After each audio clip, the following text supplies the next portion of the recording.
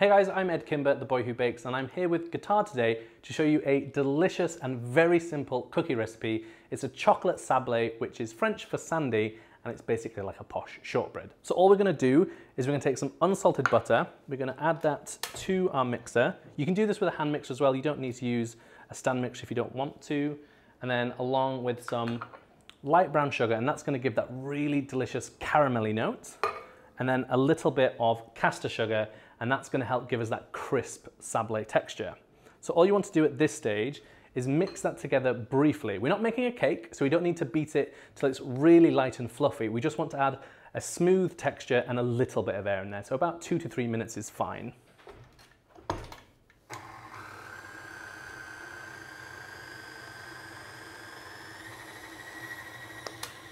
So once the butter and sugars are nicely combined, we've got everything nice and smooth, and it's just starting to change color, so it's just gone a little bit lighter than it was before. We're gonna add a tiny amount of vanilla extract, so about a teaspoon or so. And that's just gonna give background flavor, because obviously this is a really delicious chocolate recipe, so it's not gonna be a vanilla taste, but it will add layers of flavor. And that's just the way you take something from simple to really, really delicious. So all we're gonna do now is just take a little pinch of flake sea salt, because chocolate really gets brought out and all those flavors come together with a good pinch of salt. Just mix that together. And then we can work on our dry goods. So what we're gonna do is just take a larger bowl, and to that we're gonna add some plain flour, and then some Cocoa Rouge, which is Guittard's delicious cocoa powder. It's my favorite cocoa because it has such a great flavor, and because it's a Dutch cocoa powder, it also has a really nice fat content, so it won't end up with dry cookies. It's really, really delicious. And then because this isn't technically a shortbread, we're gonna add a little bit of baking soda as well. So we're gonna add 3/4 of a teaspoon, and this will just help give the cookies a really nice, brittle, crisp texture. So it's just the most delicious texture. So all we're gonna do is take a whisk, mix that together just until everything's nicely combined. And then we're gonna add that to the mixer, and this is the really important stage because it's a sablé, that means sandy in French, and so that describes the kind of finished texture of the cookie, but also the texture of the dough. If you mix this too much, you end up with a chewy, kind of almost bendy cookie because you've worked the flour too much. So the key is just to mix these dry ingredients together just until the dough starts to form clumps, not until it becomes one uniform ball. So just add this to the mixer. And then on low speed, we're gonna start by pulsing the mixer just because we don't want flour to go everywhere. So just on very low speed, just pulse that together. And then when it starts to form nice clumps, we can turn that off and then finish it off on the work surface.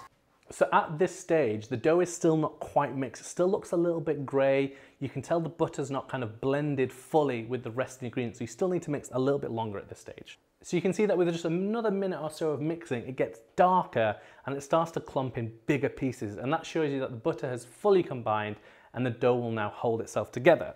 So now we need to talk about the best bit in this recipe, and that is of course the chocolate. So we're using a chocolate that's between 60 and 70% cocoa solids, and that's just my preference. If you want to use a milk chocolate, that is of course fine, but I think the 60 to 70 gives a really nice bitterness to this, and it really helps give a really rounded chocolate flavor. So I started using Guittard after I went to San Francisco and I met Amy, who is the 5th generation of the Guittard family to work in the family company. It's 150 years old this year, and so I really like that kind of heritage. But also after meeting Amy, it's so clear that the company has this enthusiasm and this love of really wonderful chocolate.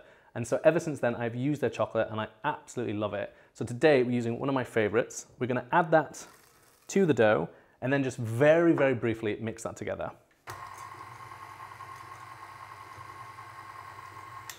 So now all we need to do is tip that out onto the work surface and finish mixing that by hand. And the reason for that is we don't want to overwork it in the mixer. So just take that off the mixer. And then what we're gonna do is dump this straight out onto the surface. So no being delicate here, you need to tip it straight out.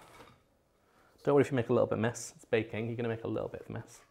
And then all we're gonna do is finish this by hand. So all you want to do is just gently bring it together until it forms one dough.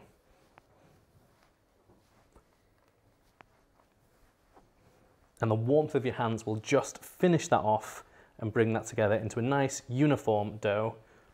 And I would say if you get a few little bits that are kind of disappearing off, don't worry about that too much. It's more important that you get the dough nice and uniform without overworking it too much. If you try and get every last little bit, you might end up overworking this and the cookies will become tough again. So once it's nice and uniform, all we're going to do, take a knife, cut that in half into 2 pieces, because this makes a nice amount of cookies. And then working with 1 piece at a time, you need to form it into a rough sausage shape. So to start with, just use your hands to kind of form it into a nice rough shape. And then once you kind of getting there, you can then use your hands just gently to roll it. And then once it's almost in the shape that you want, we can then wrap that in cling film and refrigerate that until it's nice and firm. With the cling film on, you can handle it a little bit more and not worry too much about it breaking. So get that nice and tight. We can then put that in the fridge for about 2 to 3 hours until it's really nice and firm, and then we can get on with actually slicing and baking the cookies. And the reason I love this style of cookie is it's super easy. There's no rolling out, there's no cookie cutters, there's no having to form them into rounds. It's just slice and bake. At this stage, if you want to store these, you can leave this dough in the fridge for at least a week, but you can also freeze it. So what I tend to do is slice it once it's really cold and then freeze the whole thing. And that way, what you can do is every time you have a cookie emergency, which is a real thing, you can just take off 1 cookie and bake it off so you have that perfect freshly baked cookie whenever you need it, and it'll keep in the freezer for about 3 months. So once the dough has had a chance to chill and it's nice and firm, we can slice this into cookies. So all you need to do is unwrap it and then take a really nice thin, sharp paring knife. And the reason you don't want to use a big chef's knife is they can be quite thick. When you slice the cookies, they can crumble a little bit too much, so a thinnest knife you have is better. So all I do is slice off the end, and don't worry if they do crumble a little bit, because there's a lot of chocolate in there. They do have a tendency to break up a little bit, but we can press them back together, no problem. So cut them about 1 centimeter thick, and then just place them onto a parchment-lined baking tray.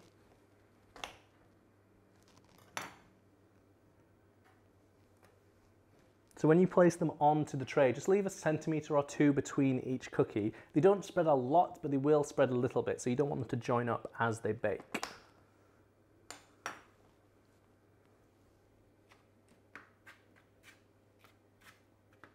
If you want to be really, really perfectionist with this and you want to get perfectly round cookies, what you can do is bake these inside muffin pans as well. And then when they bake and they spread, they'll hit the sides of the pans and you get perfect circles. But it's a little bit fiddly, and this is just a delicious rustic cookie, so don't worry about them too much. So once those are cut or on the baking tray, we're going to put those into an oven that's been preheated to 180 degrees Celsius or 160 on a fan oven, and they're going to bake for about 10 to 12 minutes. When they come out of the oven, they will look a little bit like they've puffed up a little bit and they won't look fully set. But that's the beauty of this cookie, because when they cool, they get this perfect, crisp, crumbly texture. So 10 to 12 minutes is perfect, and then let them cool fully before you eat them. So once the cookies are fully cooled, they become really nice and crisp, and they'll have this nice snap and crumble. You could happily enjoy those as they are. They are utterly delicious.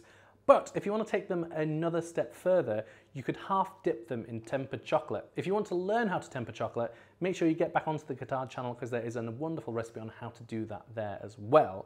But all we're going to do is take our tempered chocolate, half dip it into the chocolate, and then just give it a little wiggle so the rest of the chocolate falls off, so we only get a nice thin coating, and then place that back onto our parchment.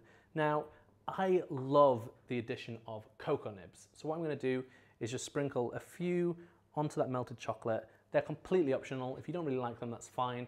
But I love them. And you can also use nuts, all sorts of different things. So just, again, half dip them in there like that. Give a nice little wiggle to get rid of the excess, and then place that onto the parchment like that.